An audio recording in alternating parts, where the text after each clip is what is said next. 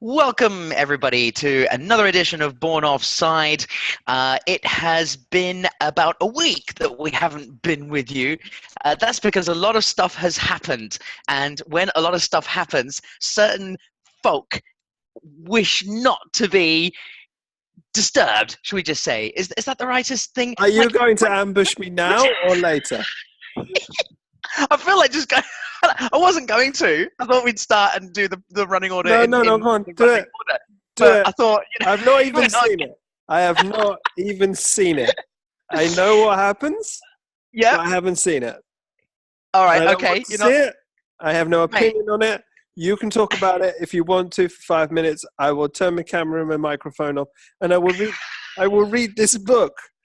All right. Go on. The year of living languishly. Did that say languishingly? Danishly. All right, like Or- Dan. Or All right. Danishly. Oh, Danish. Like a Danish? What? Like a croissant? Like See. yeah. I thought so. Yeah, you Like crazy Dan the Spaniard. man from Denmark. Mate, go ahead and discuss Tottenham versus Southampton. I will read this. Let me know when you're done. When things like happen, when it's a little bit like a train crash, isn't it? And when you know it's going to happen, when you see it's going to happen, and when it happens, after the train crash happens, but you survive it, you don't really want to talk to anyone for a period of time, too. You just want to sort of kind of take a back seat and move along and move aside. Honestly, I've been thinking about this all week on how to be able to approach this.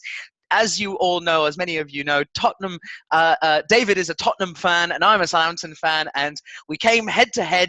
And for the first time in 10 years, or something ridiculous like that, Southampton won.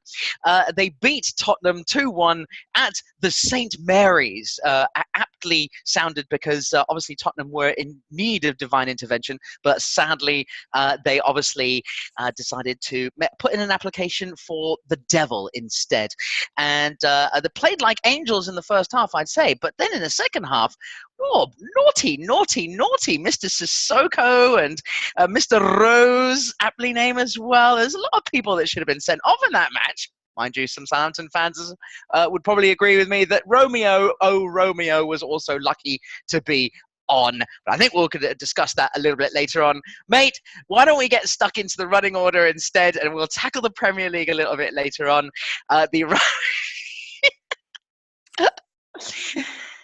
Southampton 2, Tottenham. Oh, I'm sorry. Are you still going? You got a new stadium to look forward to very soon, so that's okay. Don't worry. I'm trying to think of the positives. I've discovered that Lego was invented in Denmark. Carry on. Whoa! Well, look at that. You see, the podcast that keeps on giving. Lego was invented in Denmark. Thank you very much.